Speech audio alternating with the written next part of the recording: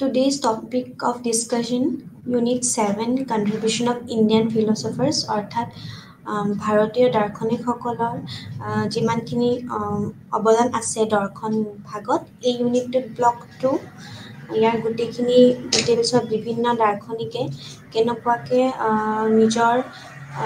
মতামত বা কেনেকুৱাকৈ নিজৰ অৱদান দিছিলে দৰ্শনৰ ক্ষেত্ৰত অৰ্থাৎ শিক্ষাৰ জগতত এইখিনি ইন ডিটেইলছ প্ৰত্যেকজন দাৰ্শনিকৰে আমি ইয়াতে পোনপটীয়াকৈ চাম আৰু তাৰ লগতে যেতিয়া আমি ফাৰ্ষ্ট কওঁ কি যে এডুকেশ্যন এণ্ড ফিলচফাৰ অৰ্থাৎ ফিলচফি এণ্ড এডুকেশ্যন মেইনলি দৰ্শনৰ শিক্ষা ইটো সিটোৰ লগত জড়িত আমি আগৰ আমি যিমানখিনি ইউনিট পঢ়ি আহিছোঁ তাতো আমি গম পাইছিলোঁ যেতিয়া আমি এডুকেশ্যন এণ্ড ফিলচফিৰ ৰিলেশ্যনশ্বিপ পঢ়িছিলোঁ অৰ্থাৎ সংযোগ পঢ়িছিলোঁ বা সম্পৰ্ক কেনেকৈ ইটো সিটো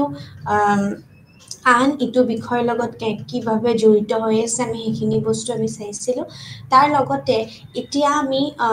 প্ৰত্যেকজন আমাৰ দাৰ্শনিক মহান দাৰ্শনিকসকলৰ আমাৰ শিক্ষাৰ জগতত কেনেকুৱা ধৰণৰ কণ্ট্ৰিবিউশ্যন আছে তো সেই বস্তুখিনি আমি চাম আমি ইণ্ডিয়ান ফিলচফাৰ্ছৰ অৰ্থাৎ এই ইউনিট 7টোৰ নামেই হৈছে কণ্ট্ৰিবিউশ্যন অফ ইণ্ডিয়ান ফিলচফাৰ চ' প্ৰথম ফিলচফাৰ গৰাকী হৈছে স্বামী বিবেকানন্দ অৰ্থাৎ ভাৰতৰ মহান এজন আমি দাৰ্শনিক বুলিয়েই কওঁ লাগিলে আমি এডুকেটৰ শিক্ষাগুৰু হিচাপে কওঁ আমি স্বামী বিবেকানন্দৰ আমি নামটো ল'বই লাগিব আমি স্বামী বিবেকানন্দ আমি যেতিয়া কম তেতিয়া আমি হি was born in the year 1863 and he took his last breath in the 1902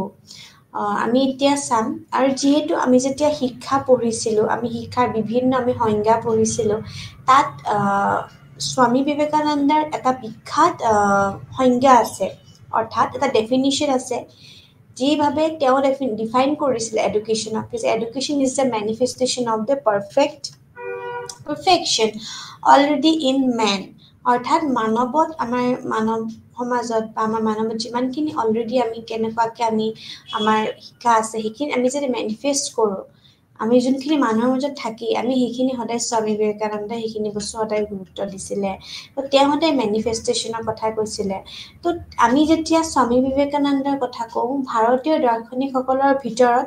Swami Vivekananda সকলোৰে বাবে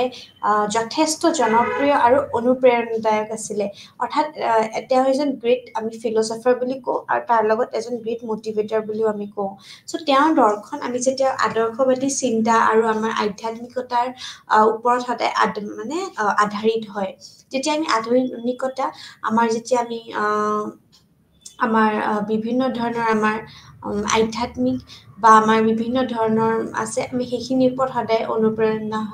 পাওঁ আৰু আমি বিবেকানন্দৰ জীৱনৰ দৰ্শন শিক্ষা অৰ্থাৎ শৈক্ষিক প্ৰক্ৰিয়া আৰু শিক্ষাৰ প্ৰভাৱৰ ওপৰত তেওঁৰ ধাৰণা সম্পৰ্কে আমি বিতংভাৱে আলোচনা কৰাটো উচিত হয় আৰু আহকচোন আমি এতিয়া আলোচনা কৰোঁ আমি যেতিয়া কওঁ কি যে আমাৰ স্বামী বিবেকানন্দৰ ফাৰ্ষ্ট হৈছে জীৱন এটা ব্ৰিফ স্কেটচ বুলি আমি যাক কওঁ স্বামী বিবেকানন্দৰ জন্ম অৰ্থাৎ ইন দ্য ইয়াৰ 1863 চনত হৈছিলে 12 জানুৱাৰীত হৈছিলে কলিকতাত হৈছিলে যাক বৰ্তমান আমি কলকাতা বুলি কওঁ যেহেতু আমি জানো কি যে before British era the Kolkata was known as Kolkata ঠিক তেনেদৰে তেতিয়াখিনি সময়ত তেওঁ 12 জানুৱাৰী 1863 জন্মগ্ৰহণ কৰিছিলে শৈশৱ কালতো তেওঁ সংগীত আমাৰ যিমান আমাৰ আৰু বিভিন্ন ধৰণৰ অধ্যয়নৰ আমাৰ যিমানখিনি পাৰদৰ্শিতা আছে সেইখিনি দেখুৱাইছিলে আৰু তেওঁ কলিকতা বিশ্ববিদ্যালয়ৰ পৰা স্নাতক ডিগ্ৰী লাভ কৰিছিলে কলিকতা বিশ্ববিদ্যালয়ৰ পৰা স্নাতক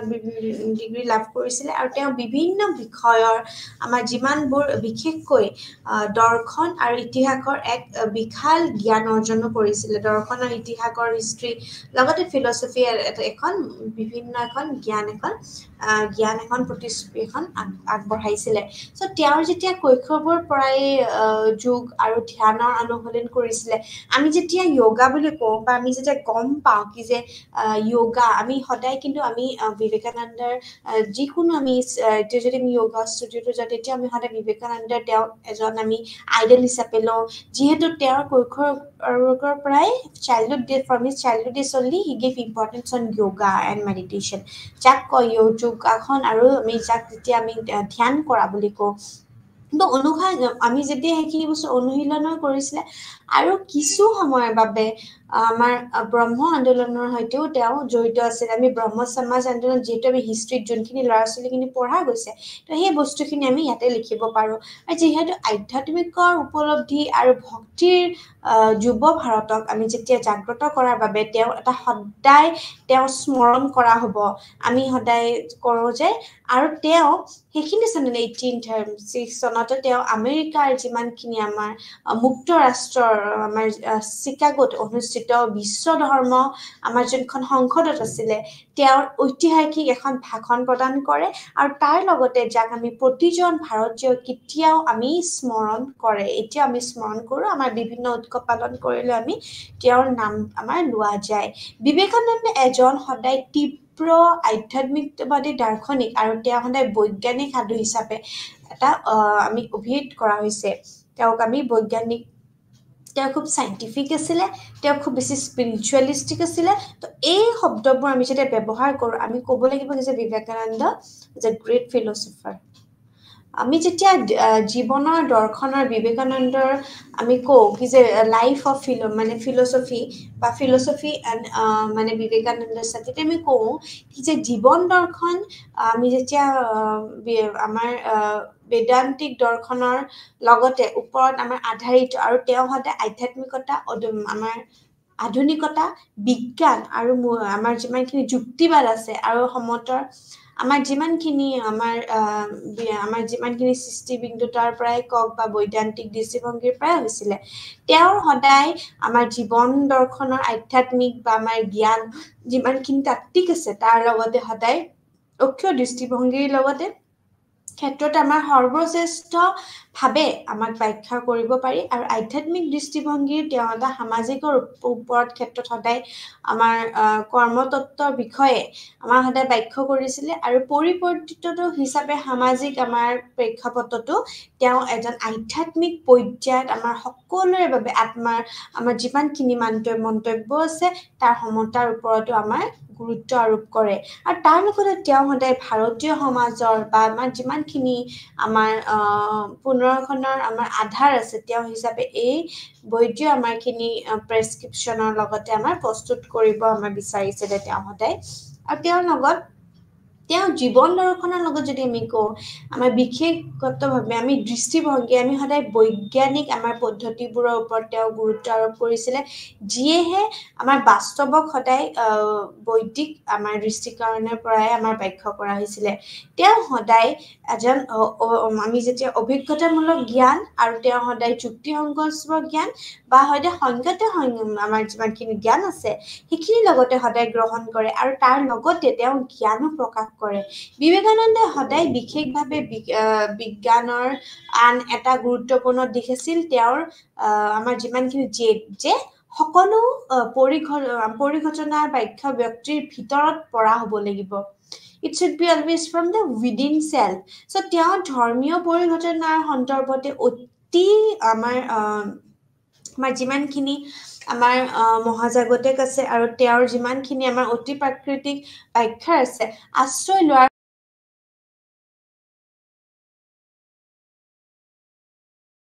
থব লাগিব কি যে আমাৰ যিমানখিনি আমাৰ মানে অক্সিঅলজিকেল আছে ব্যাখ্যা কৰি পৰম্পৰাগতভাৱে আমি সদায় ভাৰতীয় আমাৰ মূল্য গঠনিৰ ওপৰতো আমি গুৰুত্ব আৰোপ কৰোঁ আৰু তাৰ লগত ধৰ্ম বা আমাৰ অৰ্থ বা যিমানখিনি কাম আৰু আমি অনুভৱটো তাতে আমাৰ থাকে অৱশ্যে আমাৰ বেদীয় পৰম্পৰাগত সদায় পুনৰ্জীৱিত কৰাৰ বাবে তেওঁৰ উদ্দেশ্য আছিলে আৰু তাৰ লগতে আমি এইটো কথাও ক'ব পাৰোঁ যে তেওঁ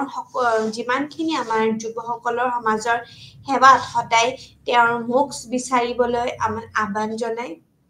প্ৰাথমিক বিষয়বোৰৰ বাবে তেওঁ সদায় বিচ্যুত নোহোৱাকৈ সদায় আমাৰ কি কৰিছিলে পুৰুষত্ব পুনৰ ব্যাখ্যা কৰিছিলে তো সেই বস্তুখিনি যেতিয়া আমি চাম আৰু তাৰ লগতে স্বামী বিবেকানন্দই আমি যেতিয়া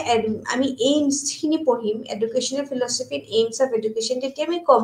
স্বামী বিবেকানন্দে শিক্ষাৰ আচৰণগত দিশৰ ওপৰত সদায় বিশেষভাৱে গুৰুত্ব দি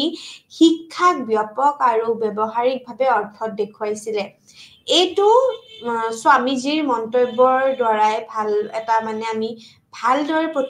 প্ৰতিফলন হ'ব পাৰে আৰু তাৰ লগত শিক্ষা হৈছে আপোনাৰ আমাৰ যিমানখিনি মগজুত দিয়াৰ অধ্যয়ন বা পৰিমাণ নহয় আৰু গোটেই জীৱন তাত আমি সদায় মানে এয়া চলাই আমাৰ জীৱন নিৰ্মাণৰ লগত মানৱ নিৰ্মাণৰ লগত বা আমাৰ চৰিত্ৰ নিৰ্মাণ বা তাৰ লগত আমাৰ যিমানবোৰ ধাৰণা আছে সেইবোৰৰ লগত আমাৰ কি বুলি কওঁ আমি যেতিয়া আমি আত্মীকৰণ থাকিব লাগিব আৰু তাৰ লগতে আমি সদায় যদি আমি পাঁচটা ধাৰণাত সদায় আত্মসং কৰোঁ বা আমি সেইবোৰকো আমি আপোনাৰ জীৱন বা আমাৰ চৰিত্ৰ কৰি তোলো তেতিয়া আমাৰ যিকোনো পুৰুষতকৈ অধিক শিক্ষা আছে আৰু হৃদয়তো এটা সম্পূৰ্ণ পুথিভঁৰাল আমি পাওঁ আৰু তাৰ লগতে যদি শিক্ষাৰ তথ্যৰ সৈতে এক হয় তেন্তে পুথিভঁৰালবোৰ পৃথিৱীৰ সদায় সৰ্বশ্ৰেষ্ঠ ঋষি আৰু আমাৰ যিমানখিনি ঋষিসকলৰ আমাৰ বিশেষকৈ কৰি তোলা হ'ব তাৰ লগতে স্বামীজীৰ মতে শিক্ষাৰ জৰিয়তে এজন ব্যক্তিয়ে সদায় নিজৰ শাৰীৰিক মানসিক আৰু আধ্যাত্মিক আমাৰ যিমানখিনি বিকাশৰ বাবে সহায় লাভ কৰে আৰু তেওঁ এইদৰে কৈছিল যে শিক্ষা হৈছে মানুহৰ মাজত ইতিমধ্যে থকা ঈশ্বৰীয় এটা মানে সিদ্ধতাৰ প্ৰকাশ বুলি কওঁ তো সেই ডেফিনেশ্যনটো যোনটো আমি কৈছোঁ যে মেনিফেষ্টেশ্যন কৰা সেই বস্তুটোকে আমি এটা অসমীয়াত অনুবাদ কৰা গৈছে তেওঁ গণশিক্ষা তেওঁ এতিয়া কেনেকুৱা ধৰণৰ শিক্ষাৰ ওপৰত গুৰুত্ব দিছিলে তেওঁ গণশিক্ষাৰ ওপৰত গুৰুত্ব দিছিলে মহিলা শিক্ষাৰ ওপৰত গুৰুত্ব দিছিলে ধৰ্মীয় শিক্ষাৰ ওপৰত গুৰুত্ব দিছিলে ৰাষ্ট্ৰীয় শিক্ষা আৰু বৃত্তিমূলক শিক্ষাৰ উপৰিও তেওঁ ধাৰণা কৰিছিলে চ' আমি যদি তেওঁ গণশিক্ষা আমি মাছ এডুকেশ্যনৰ ওপৰত বা ওমেন এডুকেশ্যনৰ বা ৰিলিজিয়ন এডুকেশ্যন নেশ্যনেল এডুকেশ্যন অৰ্থাৎ ভকেশ্যনেল এডুকেশ্যনৰ ওপৰতো তেওঁ কৈছিলে তেওঁৰ মতে শিক্ষাই এজন ব্যক্তিৰ সৃষ্টিশীলতা তেওঁৰ মৌলিকতা আৰু তেওঁৰ উৎকৰ্ষতাৰ ওপৰত সদায় গুৰুত্ব দিব লাগে আৰু তেওঁ সদায় চিন্তা অনুসৰি এক ভাল শিক্ষা হৈছে যেনে এনে এক শিক্ষা যি মানুহৰ গোপন সম্ভাৱনাবিলাক সদায় কি কৰি দিয়ে কমাই দিয়ে তাৰ লগতে প্ৰকৃততে শিক্ষাৰ বাবে মানৱতাৰ আমাৰ যিমানখিনি অনুভূতি আছে সেইখিনি তাৰ লগত আমাৰ সদায় শিক্ষাৰ্থীৰ প্ৰয়োজন আৰু মানৱতাৰ হয় এই অনুভূতি হৈছে মানুহৰ চৰিত্ৰ এক ভেটি আৰু এক আমাৰ যিমানখিনি ব্যক্তিগত প্ৰকৃতি আৰু আমাৰ প্ৰয়োজনীয় অৱশ্যতে ইয়াতে আমি ক'ব পাৰোঁ যেতিয়া স্বামী বিবেকানন্দে শিক্ষাৰ আমাৰ উপৰোক্ত ধাৰণাতকৈ ওপৰত আমাৰ আধাৰিত কৰি তোলে শিক্ষাৰ গুৰুত্বপূৰ্ণ বৈশিষ্ট্যবোৰ আমি কিছুমান ক'ব পাৰোঁ যেনেকে ঈশ্বৰ প্ৰতিটো মানুহৰ হৃদয়ত বাস কৰে ঈশ্বৰ মানুহৰ হৃদয়তে বাস কৰে ঈশ্বৰৰ সৰ্বশ্ৰেষ্ঠ উপাসনা হৈছে মানৱ জাতিৰ সেৱা আমি ঈশ্বৰক যেতিয়া আমি পাওঁ আমি হেল্প কৰোঁ আমি সদায় মানৱ জাতিৰ আমি সদায় মানুহৰ কাৰণে হেল্প কৰিব লাগে সেৱা যাক আমি মেনকাইণ্ড ছাৰ্ভিচেছ বুলি কওঁ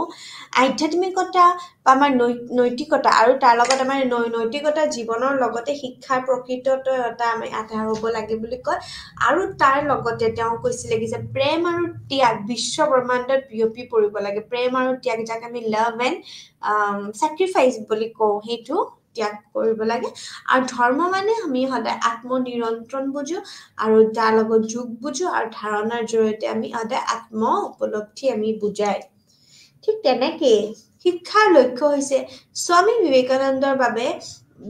বেদান্ত আৰু ইয়াৰ শিক্ষা মূল আমি প্ৰসংগ সদায় বিন্দু আছিল শিক্ষাৰ মুখ্য লক্ষ্যবোৰ আমি ক'ব পাৰোঁ যে বাহ্যিক আমাৰ যিমানখিনি বাহ্যিক আমাৰ পৃথিৱীত আছে তাৰ লগত আমি অন্তৰ্ধান কৰি সম্পূৰ্ণতা প্ৰকাশ কৰাৰ যতে এজন নিজৰ বা পুৰুষৰ নিৰ্মাণৰ শিক্ষা সামাজিক বিকাশৰ ওপৰতো সদায় উপলব্ধি কৰিব পাৰোঁ আৰু মানৱতাৰ বিকাশৰ ওপৰতো গুৰুত্ব দিছিলে কি যে আমি কেনেকে আমি হিউমেন গ্ৰোথ আমাৰ কেনেকে হ'ব পাৰে তাৰ লগত সমাজ আৰু মানৱতাৰ সেৱা কৰা এজন মানুহে এখন সমাজত কিভাৱে সেৱা কৰিব সেৱা আগবঢ়াব নিজৰ যেনেকৈ কোনোবা যদি টিচাৰ হৈ আছে then obviously is contributing something to the society and students are getting benefited from the services so সেইটো then শাৰীৰিক শক্তিৰ বিকাশ আমাৰ যিমান শাৰীৰিক শক্তি আছে এইখিনি সদায় আমাৰ ফিজিক্যাল গ্ৰোথ আমাক বঢ়োৱাটোৰ ওপৰত গুৰুত্ব দিছিলে আৰু অন্তৰ্জাতিক আমাৰ যিমানখিনি ভাতৃবোধ আৰু বিশ্ব চেতনা বিকাশ মানে আমি যদি সেলফ কনসিয়াসনেস সেলফ অ্যাৱাৰনেস বুজাও তাৰ লগত আমি সদায় আমাৰ ভাতৃত্ববোধ আমাৰ মানে আন্তৰ্জাতিক ভাতৃত্ববোধ মানে ইউনিভাৰ্সাল ব্ৰাদাৰহুড বুলি যাক কয় এতিয়া যেতিয়া স্বামী বিবেকানন্দৰ মতে এখন পাঠ্যক্ৰম পেডাগজি আৰু টিচাৰ ষ্টুডেন্টছৰ কেনেকুৱা ধৰণৰ এটা তালমিল থাকিব লাগে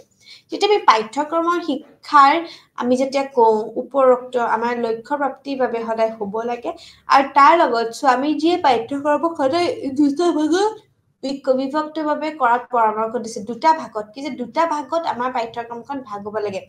প্ৰথম হৈছে বাস্তৱবাদী ঠিক আছে বাস্তৱবাদী হ'বই লাগিব বাস্তৱবাদী জানখিনি সাংসাৰিক আৰু আমাৰ আধ্যাত্মিকতাবাদী হ'ব লাগিব বিমূৰ্তি পাঠ্যক্ৰম হ'ব লাগিব এইখন ভাষা বিজ্ঞানৰ ওপৰত গুৰুত্ব দিছিলে মনোবিজ্ঞানৰ ওপৰত গুৰুত্ব দিছিলে কলা কৃষি আদি যিমানবোৰ শিকোৱাৰ সময়ত আধ্যাত্মিকতাবাদী পাঠ্যক্ৰমৰ ওপৰত অন্তৰ্ভুক্ত কৰিব লাগে বুলি তেওঁ পৰামৰ্শ দিছিলে আৰু লগতে কয় আত্মা আৰু আত্ম উপলব্ধিৰ আমাৰ যিমানখিনি বিকাশৰ আমাৰ সাংসাৰিক পাঠ্যক্ৰমতো আমাৰ কৰা হয় বুলি আমি কওঁ ঠিক তেনেকে তেওঁ আৰু এটা কথা কয় কি যে তেওঁৰ মতে আধুনিক শিক্ষা আমাৰ অধিক কেৰিয়াৰমুখী আৰু মূল্যবোধ হয় আৰু ওপৰত তাৰ লগতে আমাৰ খেতি মনক আমি দিয়া নৈতিকতা আমাৰ শক্তিশালী আৰু তাৰ লগত আমাৰ যিমানখিনি শক্তিশালী চৰিত্ৰ গঠনৰ ওপৰতো তেওঁ সদায় গুৰুত্ব কেতিয়াও নিদিয়ে তেওঁ পৰামৰ্শ দিছিল যে শিক্ষা কিছুমান তথ্য ভৰাই দিয়া বা আমাৰ যিমানখিনি মগজুটো আমাৰ যিমানখিনি আমি অভাৰলোডিং বুলি আমি যেটা কওঁ তথ্য ৰখাৰ বাবে হ'ব নালাগে আমি কেতিয়াবা খুব বেছি মানুহবোৰ পঢ়িলে বা সৰু সৰু ল'ৰা ছোৱালী যেতিয়া পঢ়ে আমাৰ অভাৰলোডেড হৈ যায় কিন্তু ইয়াৰ লক্ষ্য হ'ব লাগে মানুহৰ মন সলনি কৰা we should change our minds negativity the broader we should keep our mind into the broader sense broader aspect okay so প্ৰকৃততে শিক্ষা কেৱল বাহক আমাৰ যিমানখিনি মুখিয়ে নহয় কিন্তু ৰাষ্ট্ৰীয় বিকাশৰ বাবেও হ'ব লাগে ঠিক আছে তো শিক্ষা বিজ্ঞান তেওঁৰ বাবে আদৰ্শ শিক্ষাই জীৱন নিৰ্মাণ হৈছে আৰু মানৱ নিৰ্মাণ আৰু চৰিত্ৰ নিৰ্মাণৰ ওপৰত গুৰুত্ব দিয়ে ধাৰণাবোৰ আমাৰ যিমানখিনি আমাৰ আত্মীকৰণ আৰু তাৰ লগত আমাৰ আদি প্ৰদান কৰিব লাগিব আৰু এনে শিক্ষাৰ উদ্দেশ্য হ'ব লাগে এক সংঘত আমাৰ ব্যক্তিত্ব প্ৰস্তুত কৰা আৰু স্বামীজীয়ে কয় যে আমি এটা শিশুৰ বিকাশৰ সদায় উদ্যোগতি দিওঁ বুলি ভবাটো ভুল দৰাচলতে শিশুটোৱে নিজৰ তাৰ বিকাশ কঢ়িয়াই আনাটো সদায় গুৰুত্ব দিব লাগে তেওঁ শিক্ষণ প্ৰক্ৰিয়াত যেতিয়া আমি ব্যৱহাৰ কৰিবলৈ আমাৰ পৰামৰ্শ দিয়া নিৰ্দিষ্ট পদ্ধতিবোৰ হৈছে এটা মানে একাগ্ৰত কৰা তাৰ লগতে যোগ আৰু তাৰ লগত ধ্যান তাৰ লগত আমাৰ অন্তৰ্দৃষ্টি আৰু আমাৰ বক্তৃতা আমাৰ ব্যক্তিত্ব আৰু তাৰ লগত আলোচনা কৰা আৰু স্বং ব্যৱহাৰ কৰি সৃষ্টিশীল এটা কাৰ্যকলাপ ইত্যাদি প্ৰস্তুত কৰা আৰু তেওঁ বিশ্বাস কৰিছিল যে শিশুটোৰ পৰ্যাপ্ত শক্তি আছে আৰু যি ঈশ্বৰিক হয় প্ৰকৃতিত আৰু শিক্ষাদানৰ পদ্ধতিবোৰ হৈছে সেই শক্তি প্ৰদৰ্শন কৰাৰ এটা উপায় ঠিক তেনেকে শিক্ষক আৰু শিক্ষাৰ্থী যেতিয়া আমি শিক্ষক আৰু শিক্ষাৰ্থী বুলি কওঁ তেতিয়া তেওঁ এটা সম্পৰ্ক বুজাইছে স্বামী বিবেকানন্দে সদায় কৈছিল যে আত্মশিক্ষাৰ নীতি এটা আমাৰ কি হয় এটা পশুকতা কৰে সদায় আৰু তাৰ লগত সেই শিক্ষকৰ ভূমিকা হৈছে শিক্ষাৰ্থীসকলৰ এটা সুবিধা প্ৰদান কৰা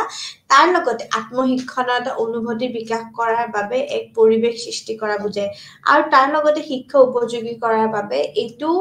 শিক্ষাৰ্থীৰ প্ৰকৃততে আৰু প্ৰয়োজনীয়তা অনুসাৰী হ'ব লাগে আৰু তাৰ লগতে শিক্ষকৰ দ্বাৰা নিৰ্ধাৰণ কৰা নহয় আৰু শিক্ষকজনে শিশুটোৰ আত্মঈশ্বৰিক দেখা পোৱাৰ বাবে শিশুক ঈশ্বৰ প্ৰকাশ বুলি সদায় গণ্য কৰিব লাগে জ্ঞান আহৰণ কৰে আৰু তাৰ লগত একাগ্ৰতা অতি গুৰুত্বপূৰ্ণ কৰে এনেদৰে জীৱনত সফলতা লাভ কৰিবলৈ এই শক্তিক আমি যথেষ্ট সহায় কৰিব লাগিব আৰু তাৰ লগতে যোগাযোগ শক্তি শক্তিৰ সহায়ত আমাৰ কি কৰিব লাগিব প্ৰাসংগিক তথ্য বাছনি আৰু আহৰণ কৰিবলৈ আমি সদায় সক্ষম হ'ব লাগে আৰু তেতিয়াহে আমাৰ য'ত প্ৰয়োজন হয় তাতে আমি ব্যৱহাৰ আমাৰ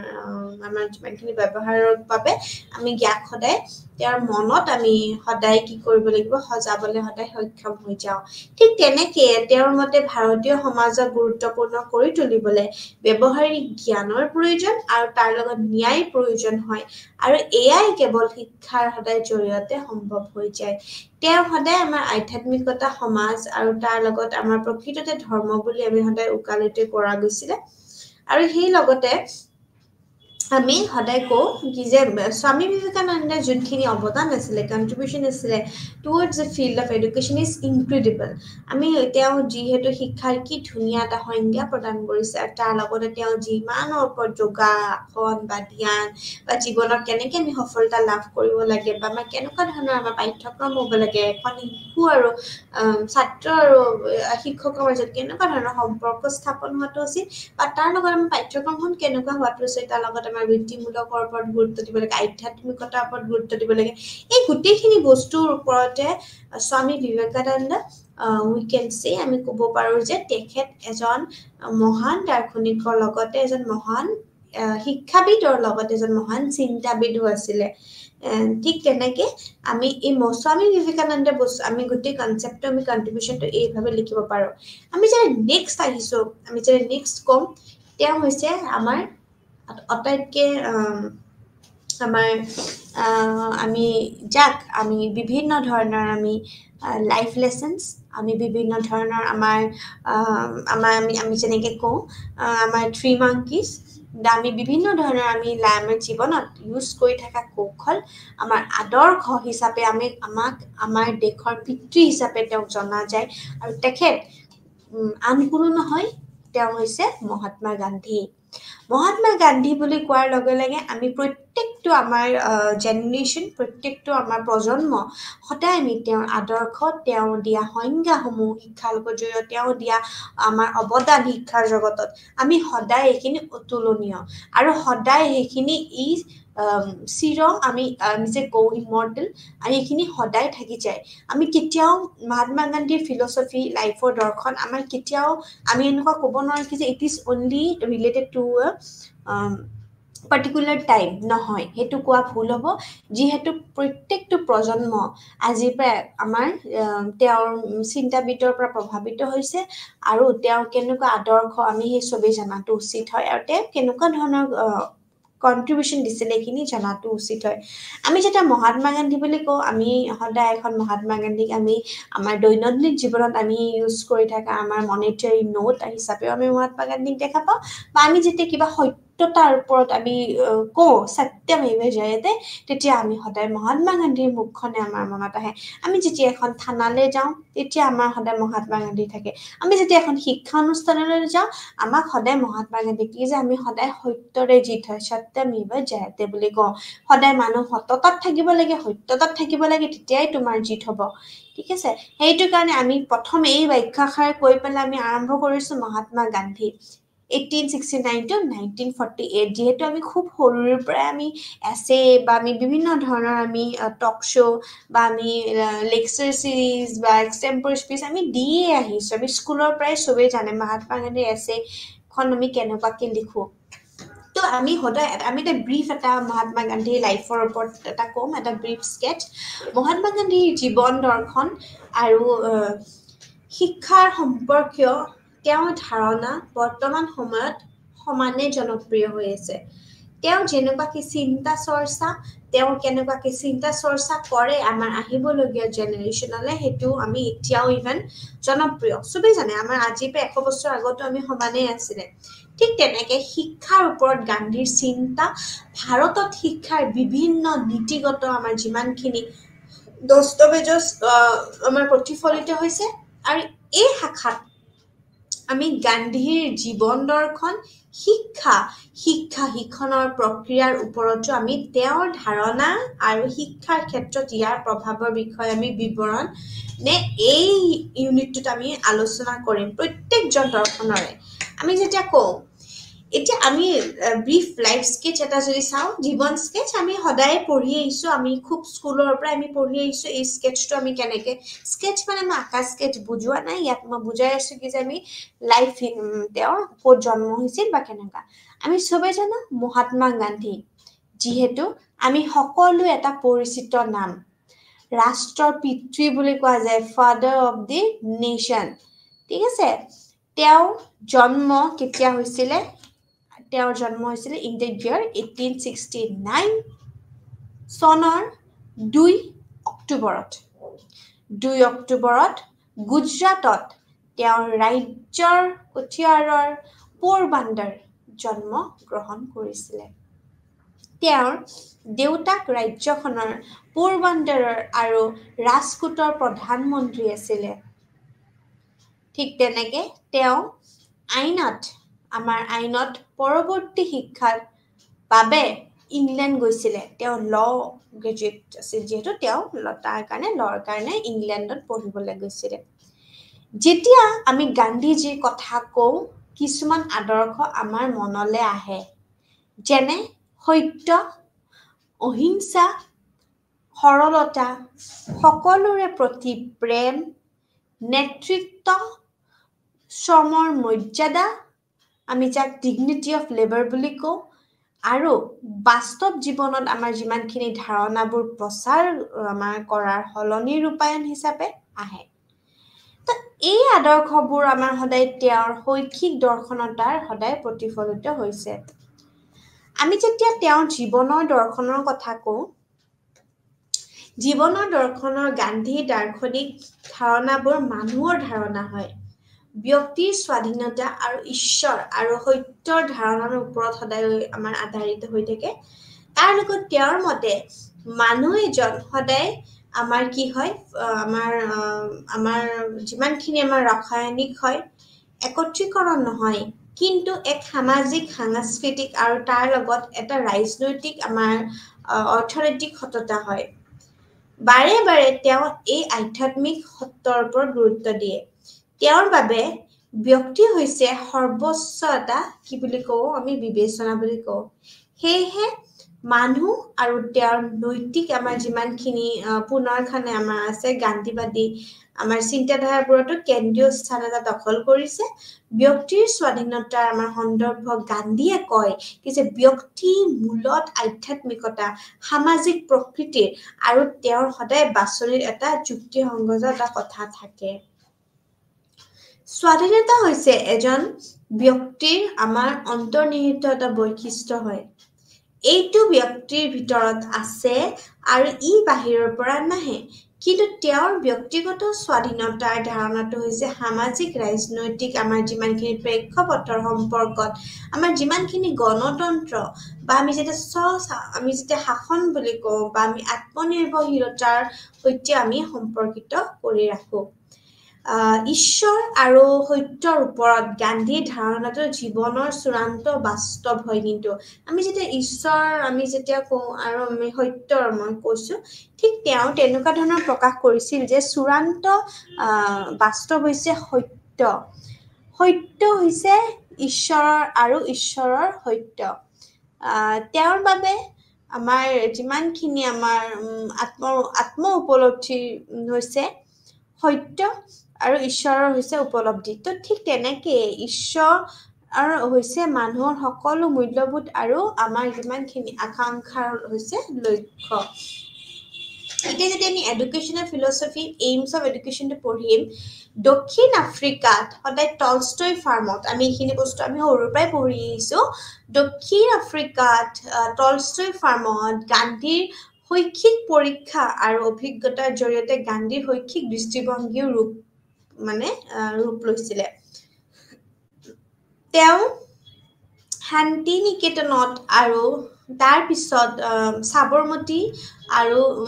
সেৱাগ্ৰাম যোনখন আছিলে আশ্ৰমত অলপ সময়ৰ বাবে শৈক্ষিক পৰীক্ষা নিৰীক্ষা অব্যাহত কৰিছিলে আৰু তেওঁৰ আমাৰ যিমানখিনি বাধা আৰু তেওঁ সেৱাগ্ৰামৰ তাৰপিছত আশ্ৰম স্থাপন কৰিছিলে তো তেওঁ গোটেইখিনি এই কৰাৰ পিছতো তেওঁ কেৱল তেওঁৰ নতুন শিক্ষাৰ ব্যৱস্থাৰ ধাৰণাটো কৰাই নহয় কিন্তু স্বাধীনতাৰ বাবে তেওঁ এটা সদায় মানে যুঁজিছিলে কি যে আমি কেনেকৈ ফ্ৰীডম পাব লাগে বা আমি যুঁজাটো বহুত ইম্পৰ্টেণ্ট মানে তো আমি জানো ফ্ৰীডম ষ্ট্ৰাগল মুভমেণ্টতো Indian is a great freedom fighter আমি চবেই জানো ঠিক তেনেকৈ শিক্ষাৰ দ্বাৰা গান্ধীৰ অৰ্থ হৈছে আমি যেতিয়া কওঁ তেতিয়া কওঁ কি যে শিশু আৰু আমি যেতিয়া কওঁ কি যে পুৰুষৰ সৰ্বশ্ৰেষ্ঠৰ পৰা আমাৰ সৰ্বাংগীন অংকন শৰীৰ মন আৰু আত্মা হয় সদায়তো তেওঁৰ মতামত অনুসৰি আমি শিক্ষাৰ সদায় সাক্ষৰতাৰ দৰে একেই নহয় আৰু ইয়াৰ হৈছে বিপৰীতেও হয় লগতে এখন বিদ্যালয়ত সদায় আমি সাহিত্যিক বা আমাৰ যিমানখিনি সাহিত্যিক প্ৰশিক্ষণেই শিক্ষা গঠন নকৰে কিয়নো সাধাৰণতে এখন বিদ্যালয়ত সাহিত্যিক প্ৰশিক্ষণে ব্যক্তিৰ ব্যক্তিত্ব সম্পৰ্ক বিকাশ সলনি বুজিলে বা তাৰ দক্ষতা বিকাশৰ লগতো বিষয় আমি মাষ্টাৰৰ ওপৰত সদায় অধিক গুৰুত্ব দিয়ে ঠিক তেনেকৈ গান্ধীৰ মতে শিক্ষাৰ চিন্তা হৈছে ব্যক্তিত্বৰ সৰ্বাধিক বিকাশৰ বাবে আৰু সৰ্বশ্ৰেষ্ঠ বা সত্য উলিয়াই আনা শিক্ষা আত্মাৰ জাগৰণ সৈতে মন আৰু শৰীৰৰ বিকাশৰ সৈতে সদায় আমাক খাপ খাই যায় ঠিক তেনেকৈ শিক্ষাৰ লক্ষ্য হৈছে গান্ধীৰ শিক্ষাৰ লক্ষ্য আমি স্পষ্টভাৱে বুজিব পাৰোঁ যে তেওঁৰ বক্তব্যত 11 ছেপ্টেম্বৰ দিনাখন 1937 আমাৰ যিমানখিনি হৰমনত এখন হৰমন যোনখন তেওঁ তাতে প্ৰকাশ পাইছিলে তেওঁ এইদৰে কৈছিলে যে শিক্ষা তেওঁলোকৰ মানে লোকসকলৰ বাবে নিবনুৱাৰ বিৰুদ্ধে এক প্ৰকাৰৰ বীমা হোৱা উচিত ঠিক তেনেকৈ তো 14 বছৰৰ শেষত শিশুটোৱে তেওঁৰ 7 বছৰীয়া স্কুলীয় শিক্ষা সমাপ্ত কৰাৰ পিছত উপাৰ্জনীয়কাৰী আমাৰ যিমানখিনি কাৰিগেট হিচাপে আমি কি কৰিব পাৰোঁ সদায় আমি অব্যাহতি দিব লাগিব আৰু তাৰ লগত কিন্তু মনত ৰাখিব এইটোও পাৰোঁ যে কেতিয়াও শিশুটোক কেৱল ৰুটি উপাৰ্জন কৰা হোৱাটোৱে বিচৰা নাছিলে তেওঁ বিচাৰিছিল যে তেওঁ উপাৰ্জন কৰাৰ সময়ত শিকিব আৰু শিকাৰ সময়ত উপাৰ্জন কৰিব আৰু এইটো শিকাৰ একমাত্ৰ তাৎক্ষণিক লক্ষ্য হয় ঠিক তেনেকেই আমি ক'ব পাৰোঁ যে আমি লাৰ্ণিং বাই ডুইং আমি যেতিয়া হাতে কামে এটা কাম কৰোঁ হাতে কামে এটা কাম কৰিলে আমি বস্তুটো বেছি শিকোঁ যেনেকৈ ফৰ এক্সাম্পল আমি কিবা এটা আমি বনাওঁ আমি যেতিয়া ফ্লাৱাৰ বেজ বনাওঁ বা আমি যেতিয়া ক্ৰাফ্ট ৱৰ্ক যিহেতু গান্ধীজীয়ে বহুত ক্ৰাফ্ট ৱৰ্কৰ ওপৰত গুৰুত্ব দিছিলে আমি যেতিয়া বনাওঁ তেতিয়া আমি বনাই থকা আমাৰ এইটো ভাবিব লাগিব আমি বস্তুটো শিকিও আছোঁ তাৰ লগত আমি কিবা এটা বস্তু উপাৰ্জনো কৰি আছোঁ অকল উপাৰ্জনৰ ওপৰতে গান্ধীজীয়ে গুৰুত্ব দিয়া নাছিলে কিন্তু লাৰ্ণিং বাই ডুইঙৰ ওপৰত গুৰুত্ব দিছিলে সেইকাৰণে he gave the example of চাৰখাৰ যিহেতু এক্সাম্পল দিছিলে হেণ্ডলুমৰ ওপৰত তো তেওঁৰ মতে শিক্ষাৰ সাংস্কৃতিক লক্ষ্য যিকোনো আমাৰ যিমানখিনি বস্তুগত আমাৰ ব্যৱহাৰ বাহিৰে জ্ঞান প্ৰাপ্ত কৰাৰ ওপৰতো সদায় গুৰুত্ব দিয়া হয় তাৰ লগতে জ্ঞানটো হ'ল ভাৰতীয় আমাৰ যিমানখিনি আমাৰ সংস্কৃতিৰ জ্ঞান আছে তাৰ লগত তেওঁৰ মতে সংস্কৃতি হৈছে আত্মাৰ গুণ যি মানুহৰ আচৰণৰ সকলো দিশৰ সৈতে সম্পৰ্কিত শিশুটোৰ সম্পূৰ্ণ বিকাশ হৈছে আন এটা লক্ষ্য যাক গান্ধীয়ে ওকালতি কৰিছিলে এই দৃষ্টিভংগী অনুসৰি আমাৰ যিমানখিনি আমাৰ সহজাত আৰু আহৰণ কৰাৰ শক্তিবোৰৰ বিকাশিত কৰিব লাগে যাতে এই সকলো শক্তিৰ এক সুসংগত বিকাশ ঘটিব পাৰে নৈতিক লক্ষ্যটোৱে চৰিত্ৰ নিৰ্মাণ বা চৰিত্ৰ বিকাশৰ অৰ্থত তেওঁ দ্বাৰা আমাৰ যিমানখিনি গুৰুত্ব আৰোপ কৰিছিলে তেওঁৰ মতে চৰিত্ৰ বিকাশৰ অৰ্থ হৈছে সাহস আৰু আমাৰ যিমানখিনি দুৰ্বিশ্বাসৰ শক্তি ব্যক্তিগত জীৱনৰ আমাৰ যিমানখিনি বিশুদ্ধত্ব বা আমাৰ ধাৰ্মিকতা আছে তাৰ লগতে মানৱ জাতি বা আত্মনিয়োজিত সেৱাৰ বাবে আমাৰ লগত নৈতিক গুৰুত্বপূৰ্ণ কেতি এই চৰিত্ৰ বা এই যিমানখিনি আমাৰ চাৰিটা আমাৰ অহিংসা আৰু আমাৰ সাৰ্বজনীন শিক্ষাৰ জীৱনৰ ক্ষেত্ৰত গঢ়ি তুলিব লাগিব আৰু তাৰ লগতে শিক্ষাৰ চূড়ান্ত লক্ষ্য আমি ক'ব পাৰোঁ যে গান্ধীৰ মানৱ জীৱনৰ চূড়ান্ত লক্ষ্য হিচাপে ধাৰণাটো আমাৰ প্ৰতিফলিত কৰে আৰু চূড়ান্ত আমাৰ যিমানখিনি বাস্তৱবাদী আছিলে তাৰ লগতে বাস্তৱৰ আমাৰ উপলব্ধি হিচাপে ঈশ্বৰ আৰু সত্যৰ আমাৰ জ্ঞান কৰে চ' এই আমাৰ যিমানখিনিৰ ওপৰত গুৰুত্ব দিব লাগে দিয়ে আৰু তাৰ লগতে শিক্ষাৰ তিনিটা মুখ্য দিশ আৰু যিমানখিনি যাক আমি গান্ধীয়ে শিক্ষাৰ লক্ষ্য হিচাপে ধাৰণা কৰিছিলে আৰু তাৰ লগতে সেইবোৰ হৈছে আমাৰ আমাৰ যিমানখিনি আত্মনিৰ্ভৰশীলতাৰ লক্ষ্য শিক্ষাৰ লক্ষ্য হ'ব লাগে ব্যক্তিজনক অৰ্থনৈতিকভাৱে আমাৰ যিমানখিনি আমি স্বাৱলম্বী কৰা আৰু তাৰ লগত সাংস্কৃতিক লক্ষ্য হ'ব লাগে তেওঁৰ ভাৰতীয় আমাৰ যিমানখিনি সাংস্কৃতিক সংৰক্ষণ আছে তেওঁৰ সংক্ৰমণৰ সদায় আমাৰ কৰিব লাগে দেন চৰিত্ৰ নিৰ্মাণৰ লক্ষ্যৰ ওপৰত সকলো শিক্ষাই চৰিত্ৰ নিৰ্মাণৰ লক্ষ্য ৰাখিব লাগিব শিক্ষা হৈছে উপায় আৰু চৰিত্ৰ নিৰ্মাণ হৈছে লক্ষ্য আমি যেতিয়া curriculum pedagogy and teacher student চাম তেতিয়া ক'ম কি যে গান্ধীয়ে সদায় শৈক্ষিক দৰ্শন আৰু শিক্ষাৰ ওপৰত এটা তেওঁৰ ধাৰণা পাঠ্যক্ৰম শিক্ষাদানৰ পদ্ধতি আৰু শিক্ষক আৰু শিক্ষাৰ্থীৰ সদায় ভূমিকা প্ৰতিফলিত হৈছে তেওঁ মৌলিক শিক্ষাৰ ওপৰত সদায় সৰ্বাধিক এটা আমি সদায় কি কওঁ আগ্ৰহিকতাৰ দিছে যিটো আমি সদায় শিল্পকেন্দ্ৰিক পাঠ্যক্ৰম আৰু তেওঁৰ ওপৰতো আমি সদায় আধাৰিত হয় এই শাখাত আমি ক'ব পাৰোঁ যে শিক্ষাৰ শিল্পকেন্দ্ৰিক পাঠ্যক্ৰমত সদায় প্ৰকৃততে আৰু প্ৰকৃতিভাৱে সদায় অধ্যয়ন কৰিব লাগে ঠিক তেনেকৈ কওঁ কি যে আমি কাৰুশিল্প কেন্দ্ৰিক পাঠ্যক্ৰম যেতিয়া আমি কওঁ ক্ৰাফ্ট চেণ্টাৰ্ড এডুকেশ্যন বুলি কওঁ গান্ধীজীৰ মতে গোটেই মানুহজনক প্ৰশিক্ষণ দিয়াৰ বাবে আমি শিক্ষাকেন্দ্ৰিক হোৱা প্ৰয়োজন কিয়নো ই শিক্ষাৰ্থীসকলৰ মাজত দক্ষতা বিকাশ কৰে আৰু তেওঁলোকৰ স্বাৱলম্বী হোৱাত হেল্প কৰে ঠিক তেনেকৈ আমি যেতিয়া কওঁ কি যে তেওঁ ক্ৰাফ্ট কেন্দ্ৰিক শিক্ষাই অভিজ্ঞতা আৰু কাৰ্যকলাপৰ লগতে বিভিন্ন কাৰুশিল্পৰ সৈতে বিষয়াৰ পাৰম্পৰিক সম্পৰ্কৰ ওপৰত গুৰুত্ব আৰোপ কৰে ই এক সৰ্বজনীন ব্যক্তিত্ব বিকশিত কৰাৰ সহায় কৰে য'ত জ্ঞান কাৰ্য আৰু অনুভূতি সমানভাৱে আমাক সদায় হেল্প কৰে আৰু শিশুসকলৰ তেওঁলোকৰ শিক্ষাৰ পাঠ্যক্ৰম সম্পূৰ্ণ কৰাৰ পিছত তেওঁলোকৰ জীৱিকা অৰ্জন কৰিবলৈ আৰু তেওঁলোকক সক্ষম হ'ব লাগে তেওঁ পাঠ্যক্ৰম সদায় শিল্পকলাৰ একত্ৰীকৰণৰ পৰামৰ্শ দিছিল কেৱল শিল্পক এক বিচ্ছিন্ন অনুশীলন হিচাপে ব্যৱহাৰ কৰাই নহয় কিন্তু জীৱিকাৰ মাধ্যম হিচাপে ব্যৱহাৰ কৰিবলৈ শিকায় ঠিক তেনেকৈ পাঠ্যক্ৰমৰ লক্ষ্য হৈছে শিক্ষাৰ্থীৰ আমাৰ যিমানখিনি সৰ্বাংগন বিকাশত নিম্নলিখিতভাৱে আমাৰ থাকিব লাগে ঠিক তেনেকেই আমি ক'ব পাৰোঁ যে স্থানীয় প্ৰয়োজনীয়তা আৰু আমাৰ যিমানখিনি নিয়মাৱলী আছে সেই অনুসৰি এটা মৌলিক শিল্প লাগে মাতৃভাষা হৈছে আমাৰ নিৰ্দেশনাৰ মাধ্যম আৰু তাৰ লগত আমি গণিতৰ ওপৰত গুৰুত্ব দিব লাগে সামাজিক অধ্যয়নৰ ওপৰত গুৰুত্ব দিব লাগে প্ৰকৃতি অধ্যয়নৰ ওপৰত গুৰুত্ব দিব লাগে তাৰপিছত আমি যিমানখিনি আমাৰ উদ্যোগ আমাৰ মানে হেৰি আছে তাৰ ওপৰত গুৰুত্ব দিব লাগে কলা কৰ্মৰ ওপৰত গুৰুত্ব দিব লাগে সংগীতৰ ওপৰত গুৰুত্ব দিব লাগে আৰু মেইনলি ছোৱালীৰ বাবে ঘৰুৱা বিজ্ঞান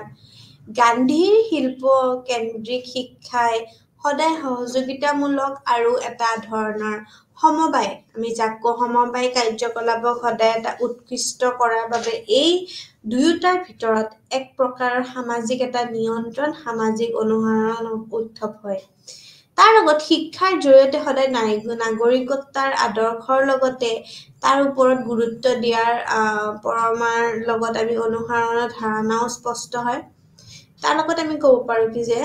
শিল্পকেন্দ্ৰিক শিক্ষাই মৌলিক আৰু শিক্ষা বুলিও কোৱা হয় পৰৱৰ্তী শাখাত মৌলিক শিক্ষা প্ৰণালীটোৱে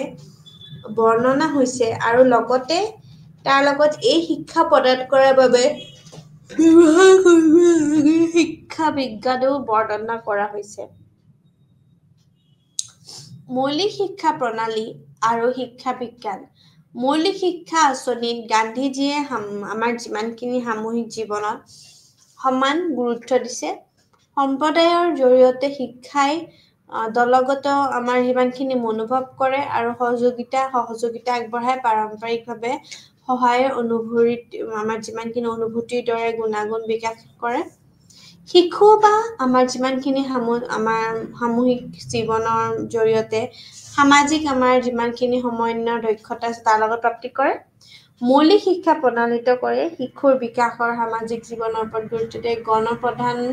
আমি প্ৰাৰ্থনা যেতিয়া কৰোঁ তেতিয়া আমি কওঁ কি যে গোটেইখিনি শাৰীৰিক ব্যায়াম, দলৰ কাম, খেল আৰু ক্ৰিয়া আৰু হোমৱৰ্ক যিমানখিনি থাকে আমাৰ এছাইনমেণ্ট থাকে, সাংস্কৃতিক কাৰ্যসূচী থাকে, বিশেষ দিন উপাৰ্জন থাকে আমি উপযাপন কৰিব লাগে আৰু সৃষ্টিশীল কাৰ্যসূচীৰ দৰে পাঠ্যক্ৰম কাৰ্যকলাপৰ জৰিয়তেও এটা প্ৰদান কৰা হয়। আমি যেতিয়া আৱাসিক শিক্ষাৰ সময়ত কওঁ শিশুৱে বিভিন্ন দল বা আমি গোটেইটোত বা সামূহিকভাৱে আমি বিভিন্ন কাৰ্যকলাপ গ্ৰহণ কৰে। আমি যেতিয়া ৰেচিষ্টাইমত আমি কি কৰিব লাগে গোটেইবিলাকে আমি গ্ৰুপত কাম কৰিব লাগে যাতে আমি কোঅৰ্ডিনেশ্যন শিকোঁ, কপাৰেশ্যন শিকোঁ, এনেকুৱা বিভিন্ন ধৰণৰ যাতে এছিমিলেশ্যন, একমোড এইবিলাক আমি শিকোঁ। ইয়াৰ ভিতৰত আছে যে কোঠা আৰু মাটিৰ পৰিষ্কাৰ কৰা। সদায় কোঠা আৰু মাটিৰ কি কৰিব লাগে পৰিষ্কাৰ কৰিব লাগে। তাৰ লগতে আমি খোৱা, শৌচাগাৰৰ আৰু আমাৰ যিমানখিনি প্ৰস্ৰাৱগাৰ আছে তাৰ লগত অন্য আৰু লগতে পানী অনা বা আমি ৰন্ধা বা গছ-গছনি পানী দিয়া, কাপোৰ ধোৱা বা আমি যিমানখিনি ধোৱা ইত্যাদিত আমি চমুকৈ প্ৰাথমিক শিক্ষা আমি প্ৰণালীটো জীৱনৰ এটা প্ৰশিক্ষণ প্ৰদান কৰা হয়। ঠিক তেনেকেই ইয়াৰ দ্বাৰা আমি ক'ব পাৰোঁ যে শিশুসকলৰ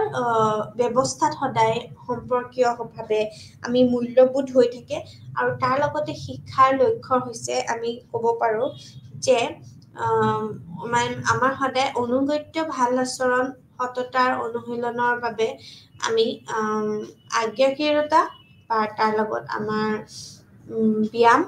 বা আমি খেল আৰু শাৰীৰিক শিক্ষাৰ সৈতে সম্পৰ্কিত আমি সদায় ক্ৰিয়া আদিৰ ধৰে আমি মূল্যবোধ সংঘটিত আমি কৰিব পাৰোঁ। ঠিক তেনেকৈ এনে অনুষ্ঠানত সাংস্কৃতিক অনুষ্ঠানৰ প্ৰয়োজন কৰা হয়। তদুপৰিও গান্ধীজীয়ে প্ৰদান কৰা সামাজিক সেৱা কাৰ্যসূচী যেনে গাঁৱৰ ৰাস্তা আৰু অন্যান্য এলেকা পৰিষ্কাৰ কৰা আৰু আমাৰ যিমানখিনি আমাৰ সাম্প্ৰদায়িক সম্প্ৰীতি আছে, সুৰাযুক্ত আছে, পানীয় নিষেধ কৰা, তাৰপিছত আমি খাদী কাৰ্যকলাপ কৰা বা আমি প্ৰাপ্তবয়স্ক শিক্ষা দিয়া বা আমি মহিলাৰ উন্নতিৰ বাবে স্বাস্থ্য শিক্ষা দিয়া, কুষ্ঠ ৰোগীৰ নাৰ্ছিং দিয়া, অশান্তি ৰক্ষা কৰা আদি মৌলিক বিদ্যালয়সমূহৰ লগতে সমাজ আৰু হোষ্টেলসমূহত পালন কৰা। এই সকলোৰে শিশুসকলৰ মাজত নৈতিক আৰু অনন্য মূল্যবোধৰ এক বিকাশত সহায় কৰে। তেওঁ পৰামৰ্শ দিছিল যে মাতৃভাষাত মৌলিক শিক্ষা দিয়া উচিত। শিক্ষক আৰু শিক্ষাৰ্থী গান্ধীজীয়ে ভাবে যে কেৱল শ্ৰেষ্ঠ আৰু উপযুক্ত শিক্ষকেহে শিক্ষাৰ উপৰিও লক্ষ্য প্ৰাপ্ত কৰাত সহায় কৰিব পাৰে। এই শিক্ষকসকলৰ জ্ঞান, দক্ষতা, উৎসাহ, দেশপ্ৰেম আৰু বিশেষ প্ৰশিক্ষণ থাকিব লাগে। তেওঁলোকৰ সামাজিক মনোভাৱৰ দ্বাৰা অনুপ্ৰাণিত হ'ব লাগে আৰু অহিংসাৰ আদৰ্শৰ সৈতে আমি সদায় আত্মস্থ কৰিব লাগে। গান্ধীবাদী আঁচনিত শিক্ষিত সম্পৰ্কৰ পাঠ্যক্ৰম বা পাঠ্যক্ৰমৰ জৰিয়তে প্ৰতিষ্ঠা কৰা নহয়, কিন্তু জীৱন দক্ষতা শিক্ষা প্ৰাপ্ত কৰাৰ বাবে যি এজনৰ জীৱন অৰ্থপূৰ্ণভাৱে অতিবাহিত কৰাত সহায় কৰে। শিক্ষকৰ ভূমিকাৰ ওপৰত গুৰুত্ব দি তেওঁ বিশ্বাস কৰিছিল যে যিজন মাতৃস্থান হ'ব নোৱাৰে তেওঁ শিক্ষক হ'ব নোৱাৰে।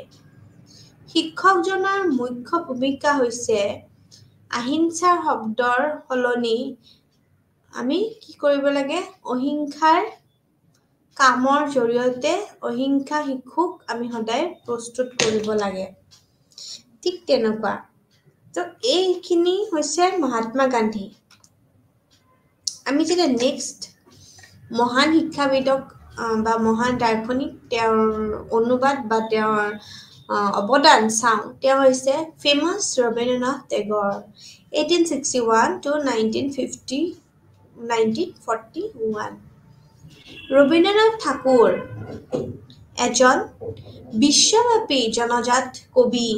আৰু শিক্ষাবিদ, বহুমুখী, সংশ্লেষিত আৰু মূল ব্যক্তিত্ব আছিল।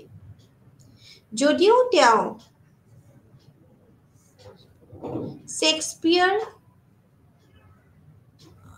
গৱেট, তাৰপিছত ৰাস্কিন, কিটছ আৰু ৱাৰ্ডনিঙৰ দৰে লেখক আৰু কবিতাসকলৰ দ্বাৰা অনুপ্ৰাণিত হৈছিলে, কিন্তু তেওঁৰ বুদ্ধি, আধ্যাত্মিকতা আৰু দৰ্শনৰ পৰা আমাৰ যিমানখিনি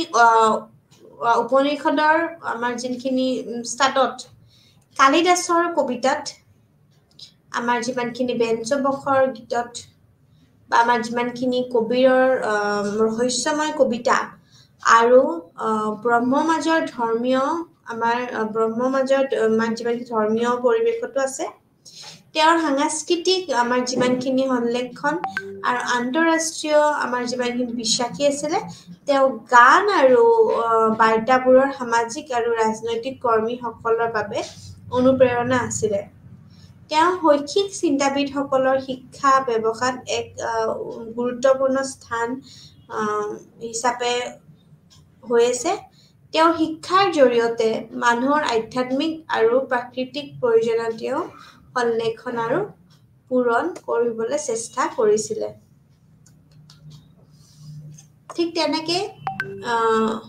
আমাৰ যিমানখিনি শতিকাৰ আমাৰ বিংশ শতিকাৰ আৰম্ভণিতে ঠাকুৰে আমাৰ যিমানখিনি শান্তি আমাৰ বা যিমানখিনি শান্তি নিকেতনত থকা তেওঁৰ বিদ্যালয়ৰ জৰিয়তে প্ৰদৰ্শন কৰিছিলে, যি ভাৰতীয় সমাজত গুৰুত্বপূৰ্ণভাৱে শিক্ষাৰ প্ৰকৃত মূল্য হয়। জাতি বা ধৰ্মৰ আমাৰ যিমানখিনি ভিত্তিত কোনো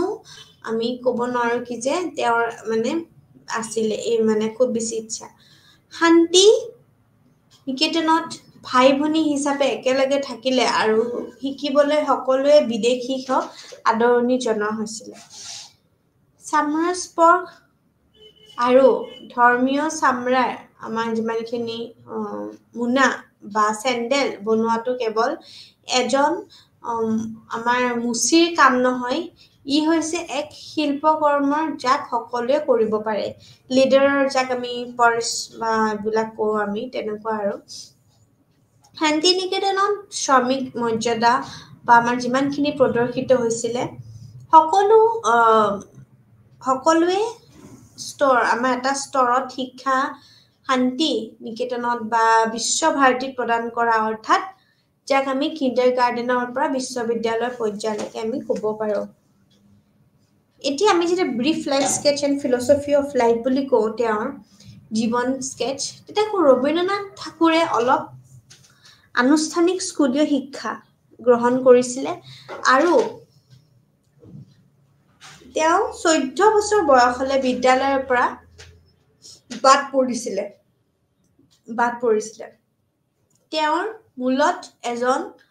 সুশিক্ষিত ব্যক্তি আছিলে। তেওঁৰ শৈশৱৰ আমাৰ অভিজ্ঞতা বা বিশেষভাৱে আনুষ্ঠানিক বিদ্যালয়ৰ সময়ত আমাৰ অনুসৰণ কৰা পৰম্পৰাগত শৈক্ষিক আমি যিমানখিনি পদ্ধতিবোৰ তেওঁৰ সদায় শৈক্ষিক চিন্তাবোৰৰ ওপৰত তেওঁ সদায় গভীৰ প্ৰভাৱ এটা পেলাইছিলে। তাৰ লগতে 1901 চনত তেওঁৰ এখন বিদ্যালয় আৰম্ভ কৰে অৰ্থাৎ শান্তি নিকেতন তেওঁ এখন বিদ্যালয়ৰ নাম আছিলে য'ত তেওঁ শৈক্ষিক পৰীক্ষা নিৰীক্ষা আৰম্ভ কৰে তাৰপিছত একে চনত 1921 চনত বিদ্যালয়খনত আমি মানে বিখ্যাত বিশ্বভাৰতী হয় যি হৈছে এক আন্তৰ্জাতিক বিশ্ববিদ্যালয় প্ৰেৰণ হ'ল এতিয়া আমি যদি টেগৰছ ফিলচফি অফ লাইফ চাওঁ তেওঁৰ জীৱন দৰ্শনত মানৱতাবাদ ব্যক্তিবাদ সাৰ্বজনীনতা আৰু যিমানখিনি আধ্যাত্মিকতা আছিলে সেইখিনি সদায় সম্প্ৰীতিৰ ওপৰত গুৰুত্ব আৰোপ কৰে তাৰ লগত মানৱতাবাদৰ যিমানখিনি আমাৰ সপক্ষে উকালিত কৰে তাৰ লগত সদায় ঠাকুৰে কয় যে মানুহ হৈছে পৰম সত্য আৰু তেওঁলোকৰ জাতি শ্ৰেণী ধৰ্ম লিংগ আৰু আনকি ৰাষ্ট্ৰীয়তাৰ পৰাও মুক্ত ব্যক্তিবাদৰ আমাৰ যিমানখিনি সন্দৰ্ভত ঠাকুৰে কয় কি যে আমাৰ যিমানখিনি ব্যক্তি অৱশেষত সাৰ্বজনীন মানৱ জাতিৰ সৈতে একত্ৰিত হয় আৰু তেওঁৰ মানৱ ব্যক্তিৰ গোটেইখিনি বিকাশৰ বাবে এক অনুসৰণ কৰাৰ অধিকাৰ আৰু স্বাধীনতাৰ বজাই ৰাখে সাৰ্বজনীনভাৱে ওপৰত তেওঁৰ ধাৰণা ৰাজনৈতিকভাৱে বুজাবুজিৰ ওপৰত নহয় কিন্তু আধ্যাত্মিক বুজাবুজিৰ ওপৰতহে হয় আধ্যাত্মিক সম্প্ৰীতিৰ বিষয়ে ঠাকুৰে কৈছিল যে আধ্যাত্মিকবাদী আৰু আধ্যাত্মিকতা তেওঁৰ জীৱন দৰ্শনৰ অন্যতম মুখ্য সিদ্ধান্ত আছিলে আৰু তেওঁ ব্যক্তিজনৰ আধ্যাত্মিক আমাৰ যিমানখিনি আছিলে তেওঁ বিশ্বাস কৰিছিল তেওঁৰ ওপৰত educational philosophy and AIIMS of education বুলি ক'লে ৰবীন্দ্ৰনাথ ঠাকুৰ এজন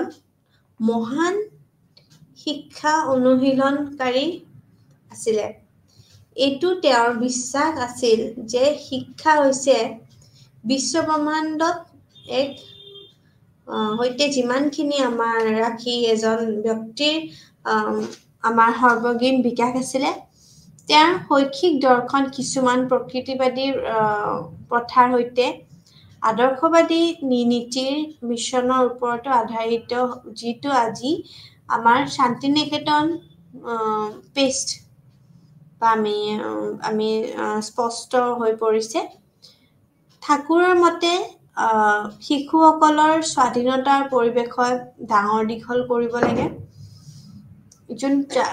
আৰু তেওঁলোকৰ ওপৰত আধ্যাত্মিক প্ৰতিবন্ধক আৰোপ কৰা উচিত নহয়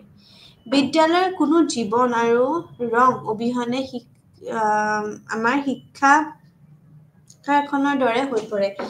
এটা কথা আমি ইয়াতে কোৱাটো উচিত যে আমি যোনটো ইয়াৰ পৰৱৰ্তী আমাৰ যোনটো ইয়াৰ হৈ যোৱা ইউনিট আমি কি পঢ়িছিলোঁ কোনোবাই ক'ব পাৰিবনে কমেণ্ট ছেকশ্যনত আমি কি পঢ়িছিলোঁ আমি পঢ়িছিলোঁ ইণ্ডিয়ান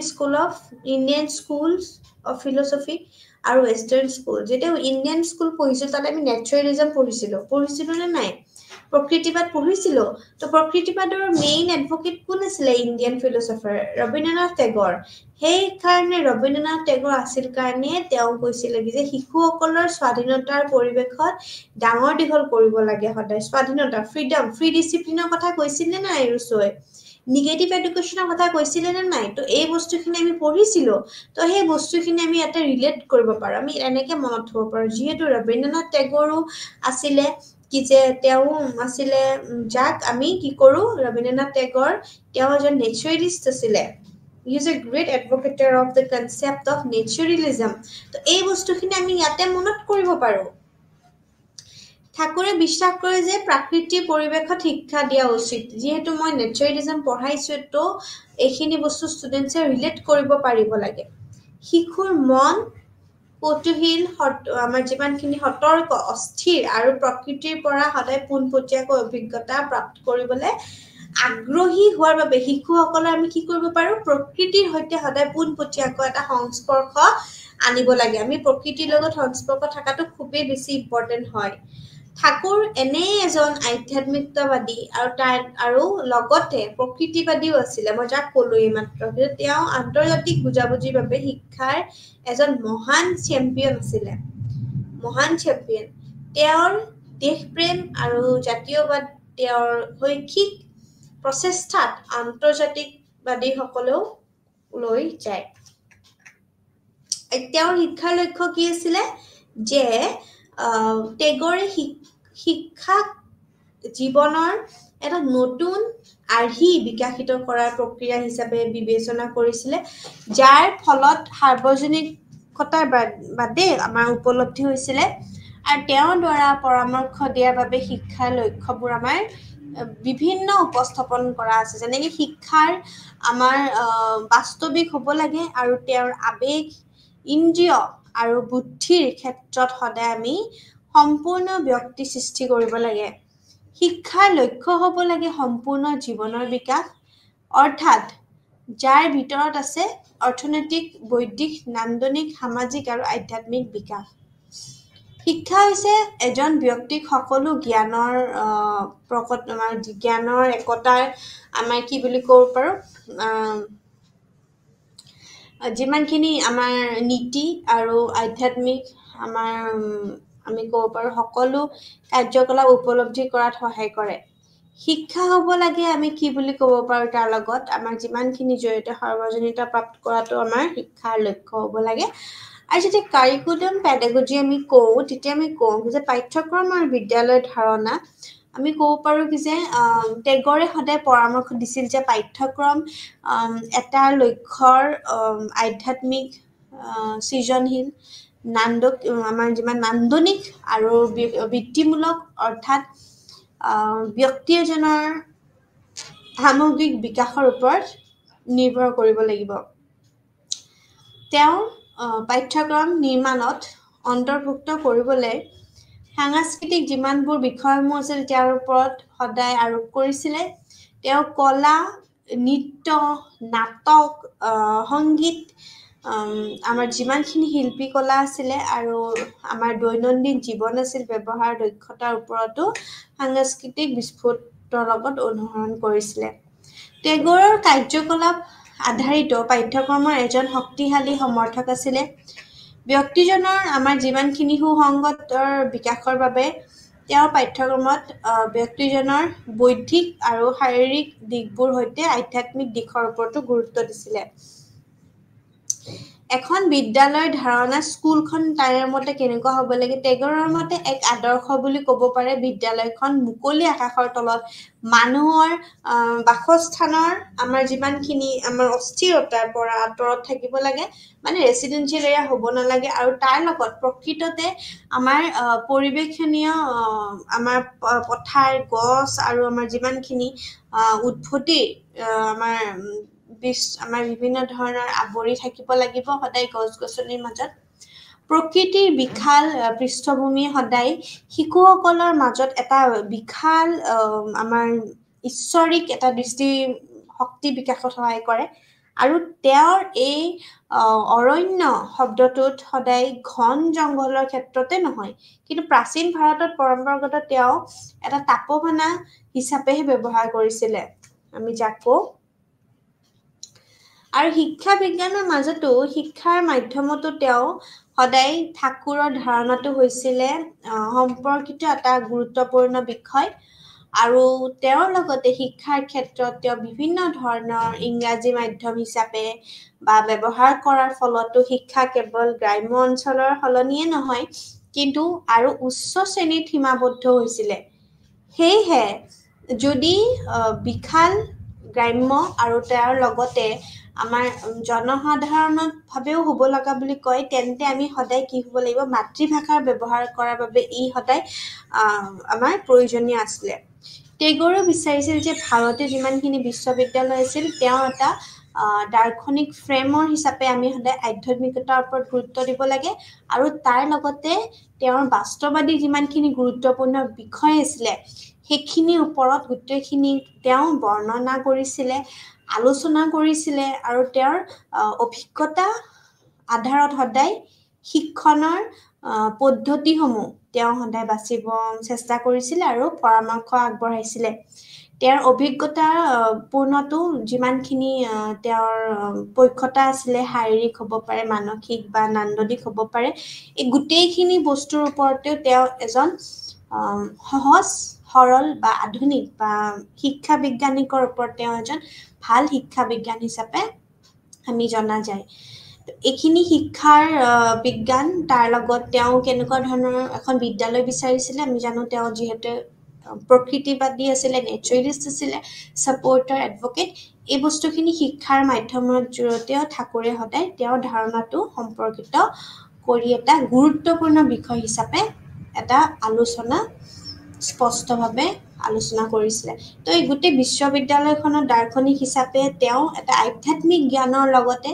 এটা ভাল বিজ্ঞান শিকোৱা হিচাপে ভাল স্থাপন কৰিছিলে থ্যাংক ইউ